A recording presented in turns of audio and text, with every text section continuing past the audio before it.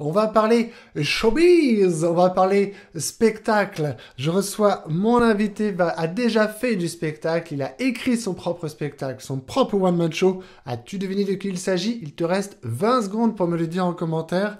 Il va nous expliquer pourquoi son spectacle, combien de fois il a représenté, comment il l'a écrit, est-ce qu'il s'est fait aider par un metteur en scène, et si oui, comment, et comment il a réussi à apprendre d'une certaine manière le lâcher prise. Avec une anecdote, quand on s'est rencontrés précédemment, on s'est vraiment poilé. Je vais vous l'afficher à l'écran, il est là. Je lui ai dit tout à l'heure qu'il fallait absolument qu'il me parle de cette anecdote et il s'est dit non, mais non, salaud, pas à moi me faire ça en public, comment oses-tu? Alors je lui proposais quand même que éventuellement cette anecdote soit réservée pour une deuxième partie parce que cette vidéo elle est en deux parties. Il y a cette première partie qui est publique ici et on fera une deuxième partie d'interview qui sera uniquement accessible à ceux qui s'intéressent de près à mon spectacle. Il y a une seule adresse pour ça. Une seule adresse, elle est là, elle s'affiche à l'écran, thomasgazio.fr/show qui te permet de t'inscrire pour recevoir des informations sur le spectacle et en savoir plus sur comment accéder à toutes ces ressources bonus que je vais collecter, des pépites, des interviews avec des personnes inspirantes. Allez, bonjour Thierry, écoute, je te laisse. Oui, Allez, salut. avant qu'on commence, parce que je suis hyper enthousiaste de te rencontrer, pour ceux qui nous suivent là, présente-toi, dis-nous qui tu es, ce que tu fais, et c'est quoi ce spectacle Thierry? À toi. Alors moi je m'appelle Thierry, donc je suis en Suisse et le spectacle s'appelle Voulez-vous changer avec moi? Donc c'est un spectacle qui est un one-man show en fait, qui n'en est pas un, si tu veux, parce que l'idée en fait à la base de ce spectacle, c'est que je voulais associer mes deux univers. Donc depuis tout le temps, tu vois, j'imagine un peu comme toi, participer à des séminaires de développement personnel où ouais, forcément on apprenait pas mal de choses, mais la plupart du temps, moi je me faisais royalement chier. Et puis à côté de ça, bah, j'ai toujours adoré les humoristes, tu vois, dans ma chambre quand j'étais petit, je sais pas si tu connais Courtemanche, Michel Courtemanche, c'est Ah, un je suis un grand fan. comédien, il est incroyable, j'avais des posters partout de lui, il a des gueules absolument incroyables. Et plus tard, il y a eu Jim Carrey. Jim Carrey, moi j'adore l'humain et j'adore le comédien, je trouve qu'il est juste hyper touchant et tellement talentueux, donc il me fascine. Et puis là, je me suis dit, mais pourquoi pas rejoindre les deux univers, tu vois, le séminaire et le spectacle, et puis créer un truc que j'ai nommé Séminacle. Donc voilà, c'est pas un one-man show, c'est un séminacle. Donc dans le séminacle, t'as des parties où j'interprète des personnages, parce que je suis très doué pour interpréter des personnages dans ma vie de tous les jours, en tout cas. Pas toi? Bah écoute, moi je découvre, et quand tu parlais de courte manche et que j'affiche ici à l'écran un Superman en train de faire l'haltérophile, je pense qu'il y a eu une source d'inspiration du fameux sketch de courte manche, de l'haltérophile, ce truc-là, j'avais Ah oui, 14. il est dingue! Il est dingue! Oui, Ah oui, oui, non, non, j'y avais pas pensé, mais maintenant que ça me revient à l'esprit, j'adore. Quand ce il fait numéro, la- il a bercé mon enfance. J'étais pété de rire en deux à regarder notre ami courte manche en train de soulever son haltère et de le retenir entre ses dents avec sa mâchoire énorme. Ah, truc de fou. Et donc le spectacle dont tu nous as parlé, c'est un spectacle que tu as fait. Tu as fait combien de représentations? Alors aujourd'hui, on en est à le spectacle complet. On l'a joué 5 fois entre la France et la Suisse. On l'a joué à Nantes et on l'a joué en Suisse, à différents endroits de la Suisse. Et puis on prévoit le jouer encore longtemps parce que c'est un spectacle qui grandit. Tu vois, comme je te disais tout à l'heure, c'est de l'art vivant, donc Hmm. ça évolue. Et ce qui était moi il y a 2 ans, c'est plus forcément moi maintenant. Donc voilà, il grandit, il évolue. C'est un petit peu comme une sorte de diamant, tu vois, un diamant que tu sculptes et puis de plus en plus il prend, j'ai envie de dire, de la maturité, contrairement à l'artiste, mais, mais il devient de plus en plus vrai.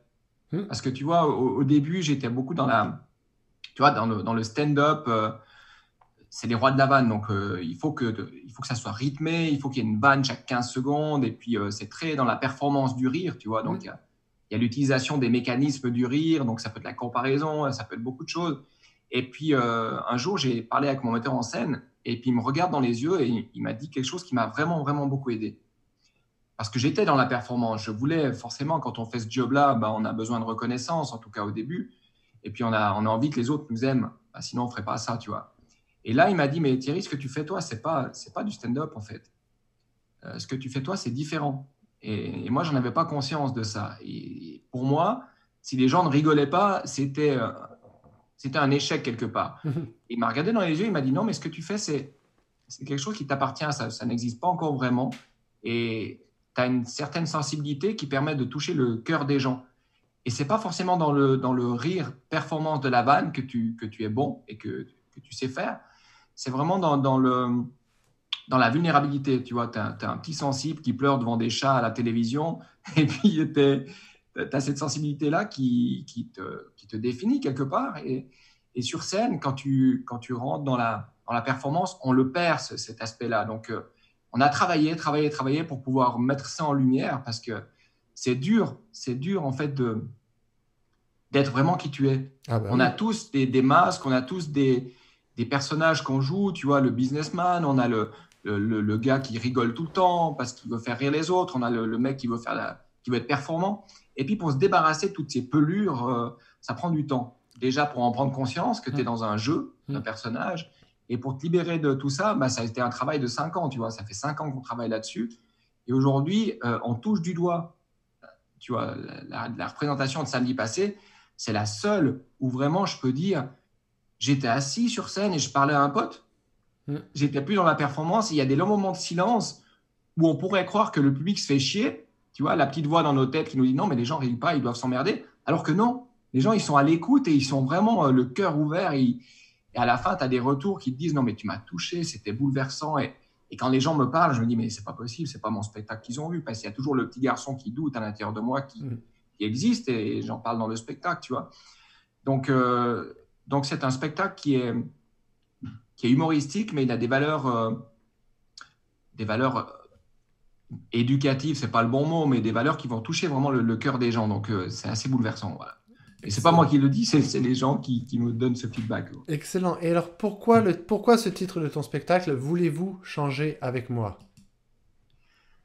Alors on a longtemps gardé ce spectacle sans titre, parce qu'on n'avait pas le titre. Il est venu quasiment à la fin de la création, si tu veux. Et puis, on s'est dit, mais en fait, le message du spectacle, c'est l'histoire d'un gars qui était un petit garçon qui avait plein de rêves et qui, à l'époque, savait encore qui il était. Après, il s'est transformé en jeune adolescent qui a entendu son entraîneur de foot, l'orientateur scolaire, lui dire qu'il était nul, lui dire qu'il n'était pas capable, lui dire qu'il n'était pas dans la moyenne scolaire. Donc, forcément, ça a fait naître en lui des petites voix, donc des petites voix dans sa tête qui lui racontent plein d'histoires et des histoires auxquelles il croit. Donc, t'es timide, t'as pas confiance en toi. Donc, quand tu commences à avoir cette espèce de langage intérieur qui te parle, bah, tu finis par le croire et de ne même plus être conscient que tu crois à ces histoires-là. Donc, après, il y a eu la spiritualité, il y a eu beaucoup de parcours dans le spectacle que je raconte.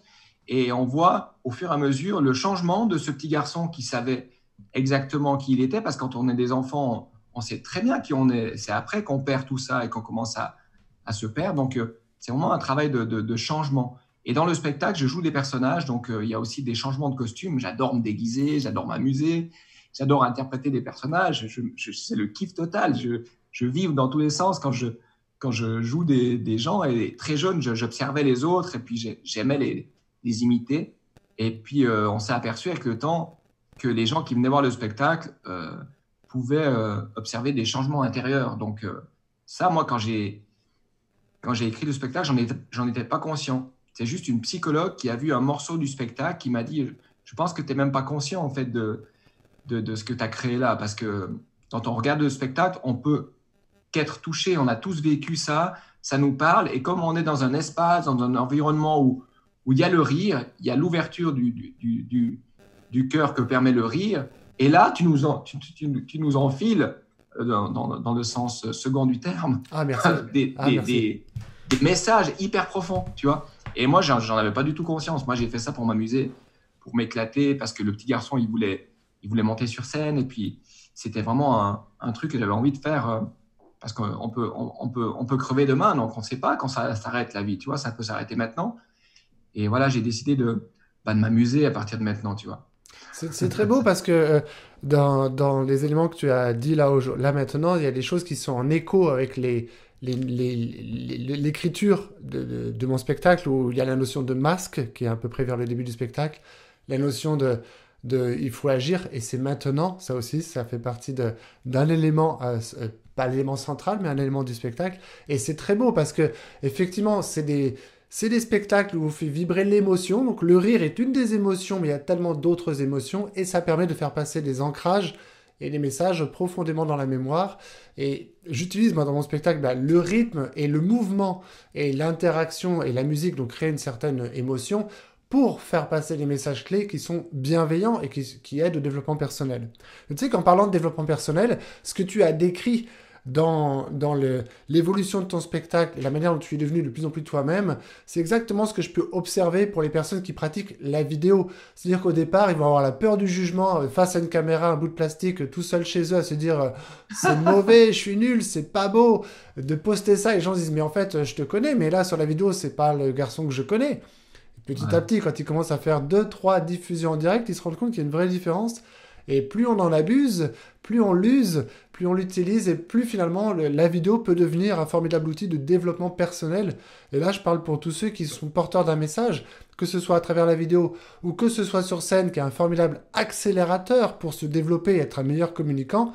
Eh bien, allez-y, foncez. Vous avez là une preuve vivante de Thierry qui a déjà fait plusieurs représentations de son spectacle, qui nous a donné déjà le pourquoi ce spectacle et ce qu'il y avait dedans. Mais à la base, avant que ce spectacle existe, comment tu t'es réveillé un matin en disant « Je vais faire un spectacle ». Qu'est-ce qui t'a porté? C'était quoi la motivation initiale?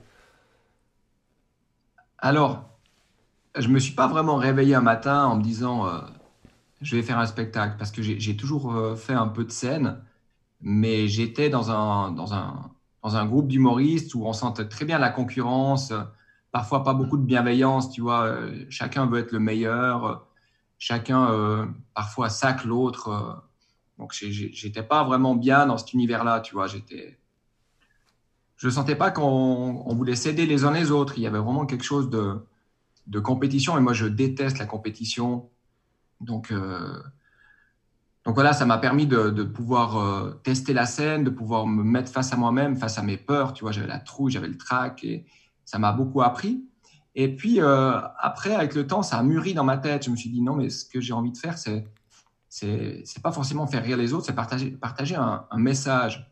Et je pense que le seul message qu'on peut partager, c'est ce qu'on a vécu soi-même. Donc, au lieu d'écrire des trucs en cherchant forcément de la vanne, je me suis dit, mais pourquoi pas m'inspirer simplement de l'histoire que j'ai vécue, là, de raconter que j'avais cette idée que j'étais timide, que j'avais cette idée que j'avais pas confiance en moi.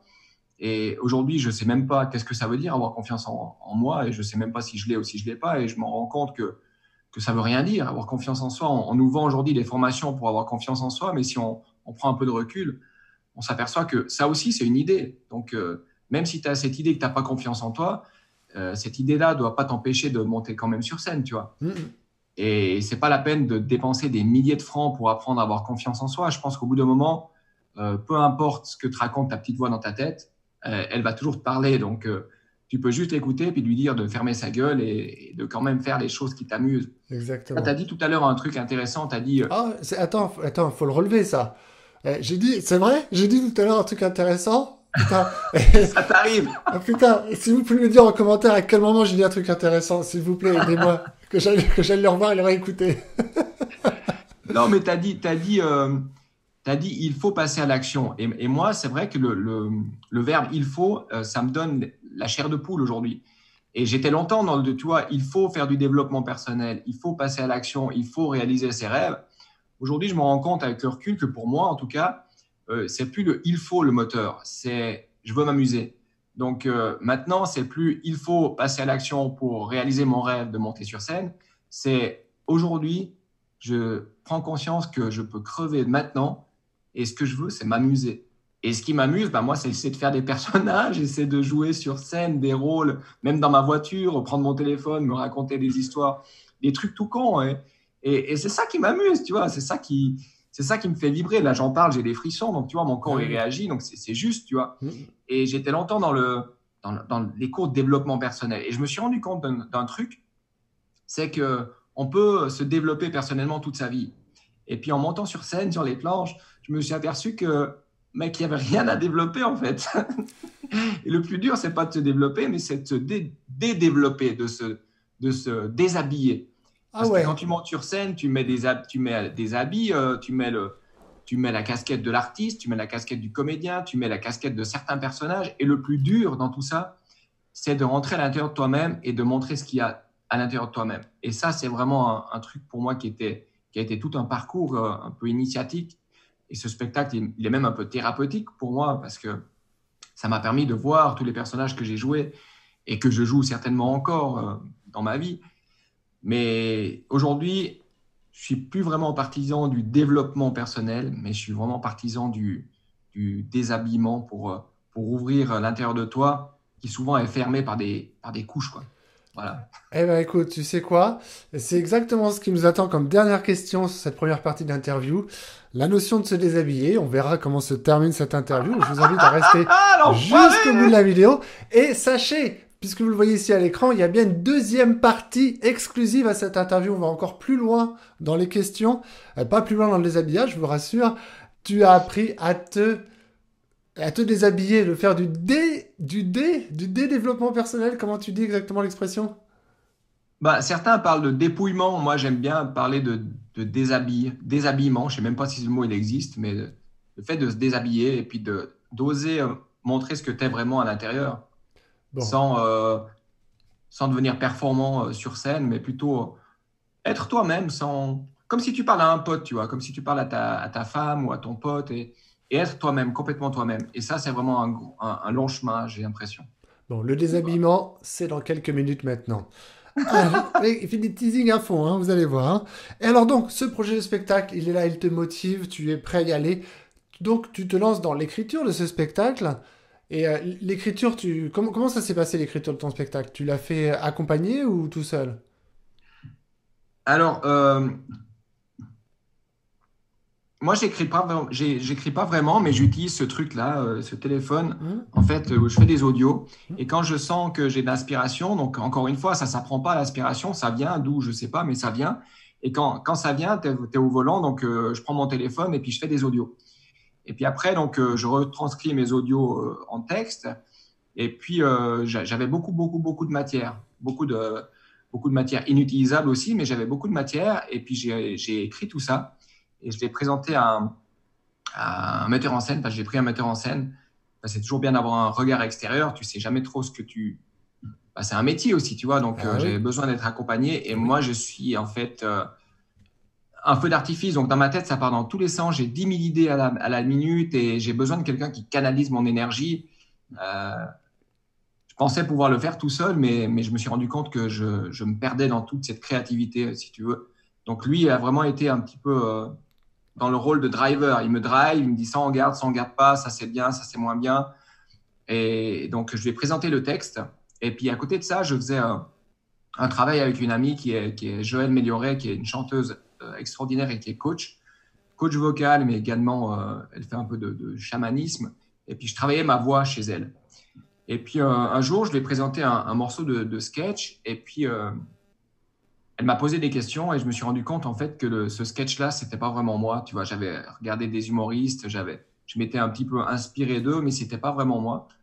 Et puis, je me suis dit, ce spectacle, il faut pas que ça soit quelqu'un d'autre, en fait. Il faut que ça soit moi. Et j'ai pas envie d'écrire pour faire rire, j'ai envie d'écrire pour être vrai. Et c'est ce que j'ai fait. Donc, j'ai présenté le texte à mon metteur en scène. Et après la séance avec Joël, j'arrivais pas à dormir la nuit. J'avais plein de trucs qui tournaient dans ma tête. Et je me suis réveillé et puis j'ai tout réécrit. J'ai tout réécrit le spectacle. Et le lendemain, forcément, j'appelle mon metteur en scène, Ahmed. Et je lui dis, Ahmed, j'arrive pas à dormir cette nuit. Je peux pas jouer ce spectacle. C'était à 2 mois de la première date, hein, je te jure. Et il me dit, mais t'es complètement givré, on peut pas tout réécrire comme ça, on a travaillé et tout. Et puis je lui dis, mais moi je peux pas jouer un truc qui est pas moi. Là j'ai réécrit et là je sens il y a mon essence à l'intérieur, il y a vraiment le message que j'ai envie de partager. Je suis plus dans la compétence de vouloir faire rire, je suis vraiment dans un truc de nouveau et il faut que je te présente mon texte. Donc on s'est vu, je lui ai présenté le texte et puis il m'a dit, écoute, on va devoir bosser, hein. J'ai dit, bah écoute, je suis prêt à bosser, mais je veux présenter ça. Et donc, on a remis en scène tout ce nouveau texte. Et puis je crois qu'on a bien fait, en fait. Excellent. Excellent. Et là, il me vient une question des personnes qui nous suivent en direct, et une question justement qui me traînait dans la tête aussi, c'est quand tu parles d'interpréter des personnages, avec des déguisements. Est-ce qu'il n'y a pas un paradoxe entre se déguiser dans un autre personnage tout en restant soi-même? Comment ça se passe, cette notion de sketch avec personnage déguisé? Alors, si tu veux, quand tu mets un déguisement, euh, bah, c'est comme si je deviens le personnage. Donc, bah, j'imagine un peu la vie que le personnage il a, j'imagine à quoi il pense, mais je deviens carrément le personnage. Donc, je joue un prof de fitness, bodybuildé, piqué aux stéroïdes et complètement con comme ses pieds. Mais je le joue pas. Je suis moi, le mec débile. Parce que forcément, à un moment donné dans ma vie, je l'ai été. Donc, pour moi, c'est assez facile de D'accord. redevenir le gros con musclé qui n'avait rien dans la tête et qui n'a toujours pas grand-chose. Mais Oui, donc, ça m'aide. t'as pas beaucoup changé au final. Ça m'aide dans le théâtre, si tu veux, quand tu vis des expériences dans ta vie, des fois, t'as des expériences de vie où tu as peur, ou je sais pas, où tu es dans un milieu comme le monde du fitness. Donc, le personnage que je suis sur scène, je ne le joue pas. Donc, il y a quand même cette authenticité dans ce personnage que j'interprète, Mhm. mais qui a forcément été en écho avec moi dans ma vie et qui a été moi-même à un moment donné dans ma vie, tu vois. Donc, c'est ça qui est un petit peu compliqué. Je vois quand je rentre dans le jeu, dans la performance de vouloir interpréter quelqu'un d'autre, ça sonne faux, donc c'est pas juste et je me sens pas bien. Et je vois quand j'arrive à carrément être le personnage. Mais je sais pas comment expliquer parce que des fois ça se passe et des fois ça se passe pas. C'est pour ça que maintenant je prends des cours et avec le feedback du prof de cours, tu vois, le coach, il arrive à te faire prendre conscience de ce que tu fais sans que toi-même en aies conscience. Donc, ça te permet, si tu veux, d'apprendre ce que tu fais quelque part naturellement, mais tu ne peux pas le reproduire parce que tu ne sais pas vraiment comment ça se passe. Je sais pas si c'est très Si, clair ce que je si, dis. si, si, si, j'ai compris le sens de l'idée. Et, euh, Voilà. et moi, ce qui m'intéresse maintenant, c'est vous faites des entraînements avec ton metteur en scène. Que se passe-t-il quand tu t'approches de la date de représentation? Est-ce que ça a été juste de l'entraînement et après on va sur scène pour le show? J'imagine que tu as fait des représentations de tests en présentant ton spectacle intégralement avant de le produire face à un vrai public. Et, comment tu vis le truc une fois que ton truc il est abouti, accompagné par un metteur en scène, que là tu dis ça y est, ce soir c'est la grande répète générale. Qu'est-ce qui se passe avant et qu'est-ce qui se passe à la fin de cette répète générale? Avant, il se passe beaucoup de papier de toilette. Donc, j'utilise un truc qui ne mérite pas trop les fesses parce que je vais aux toilettes, j'ai la trouille, j'ai peur, j'ai peur de pas être à la hauteur, j'ai peur que ça plaise pas aux autres parce qu'en quelque part en moi, j'ai besoin que les autres m'aiment encore. Forcément, il faut que je sois honnête avec ça. Euh, donc j'ai la trouille, je vais vomir même avant la représentation. Je suis vraiment malade et j'ai encore pas vraiment trouvé la solution pour gérer ça et même je ne sais même pas si ça se gère. Donc tu as la répétition générale, tu as peur, tu vois que le spectacle, il existe, il est là et que même si tu te plantes le soir du spectacle, tu sais où te rattraper parce qu'il existe quelque part, je ne sais pas si c'est dans ton cerveau ou quelque part là, autour de moi. Donc tu as une certaine... c'est pas une aisance parce que tu n'es jamais à l'aise, tu as toujours le doute, tu as toujours peur. En fait, moi, j'ai toujours peur. Et, et quand tu as le public, eh ben forcément, tu as des réactions que tu t'attends pas. Donc, des fois, tu changes de costume et toi, tu sais même pas pourquoi les gens rient parce que tu as oublié que tu as l'air d'un con et que les gens rient parce que tu te fous de ta propre gueule. Donc c'est même plus ton texte qui fait rire, mais c'est le fait que tu habites un personnage qui est con comme ses pieds. Donc, même le fait de ne rien dire devient drôle. Mais toi, tu as tellement répété ton spectacle que ton spectacle dans ta tête, il est nul parce que tu l'as répété 1000 fois et tu dis, mais c'est pas drôle, c'est nul, c'est à chier. Et quand tu commences ta représentation, après avoir passé aux toilettes, tu es sur scène, tu n'as plus le choix, tu dois y aller, les gens sont là. Et il y a un échange qui s'effectue où tu as des réactions, tu as des rires, mais tu sais pas pourquoi les gens rigolent. Donc, après la première représentation, tu te rends compte que c'est non pas seulement ton texte qui fait rire, mais c'est ta manière que tu as de vivre le texte. Et ça, j'en avais pas conscience en fait, parce qu'au début, avant la première représentation, il fallait que mes vannes soient rodées, il fallait que ça soit. Mais finalement, c'est ton énergie qui fait rire quelque part. Et il y a des humoristes de vannes. En Suisse, on a un mec qui est extrêmement brillant, c'est un génie, il s'appelle Thomas Wiesel, et lui, c'est un mec qui fait des vannes et il sait faire ça brillamment. Moi, ça, je sais pas faire. C'est pas mon truc. Par contre, les personnages, bah, j'ai du plaisir et je m'amuse là-dedans. Donc, je pense que ça se ressent et puis il y a des réactions. Donc voilà, pour répondre à ta question, la première représentation, tu as peur, la deuxième, tu as peur, la troisième, tu as peur. Mais plus tu avances dans la représentation, plus tu arrives à te déshabiller et à être vraiment toi-même, à parler comme je te parle à un pote. Tu vois, on est potes les deux, donc je te parle comme si tu étais à côté de moi. C'est la même chose que j'arrive de plus en plus à faire sur scène. Alors, en parlant de déshabiller, je vois que tu me tends là une toute petite perche qui me permet de pouvoir enchaîner sur cette dernière partie, le lâcher-prise. Et tu m'as raconté en préparation de cette interview une anecdote de lâcher-prise qui est croustillante. Donc, T'es un enfoiré! attention, le dossier est énorme. Le dossier est énorme, c'est énorme. Et je te laisse nous raconter, mais à un moment donné, cette expérience de lâcher prise, et attention, accrochez-vous. Moi, je vais peut-être me pouffer de rire et je retiens mes abdos. Vas-y, raconte-nous cette anecdote de lâcher prise. On veut en savoir plus. Alors, comme je t'ai dit tout à l'heure, depuis que je suis adolescent, il y a des voix dans ma tête qui me disent t'es timide, t'as pas confiance en toi. Et j'ai pris conscience que ces voix venaient de l'extérieur, d'une parole d'un adulte ou d'un parent ou d'un curé ou je ne sais quoi. Et c'est des histoires auxquelles on croit. Donc moi, j'avais cette idée que j'avais pas confiance en moi. Donc quand j'ai écrit ce spectacle, je me suis dit, il faut que je me fasse coacher, forcément. Et j'avais fait énormément de travail de coaching, de lâcher prise. J'avais lu le bouquin du lâcher prise. J'en ai lu des tonnes, ils sont tous là. Et je me suis rendu compte qu'en lisant des bouquins, c'est bien, mais on lit juste des bouquins. Et je pensais avoir lâché prise, tu vois. En ayant lu tous ces bouquins, je me suis dit, non, mais moi Thierry Darbelay, le comédien, il a lâché prise, forcément. Et j'ai quand même pris un cours à Paris avec un mec extraordinaire. C'est le gars qui avait créé l'école supérieure du spectacle il y a quelques années. Maintenant, il a arrêté. Il a formé énormément de comédiens à Paris, de chanteurs et des danseurs. Et puis, je l'ai connu sur Facebook par hasard. On a commencé à échanger un peu des messages. Et puis, il m'a dit le travail qu'il faisait. Donc, j'ai pris rendez-vous avec lui pour un week-end de formation.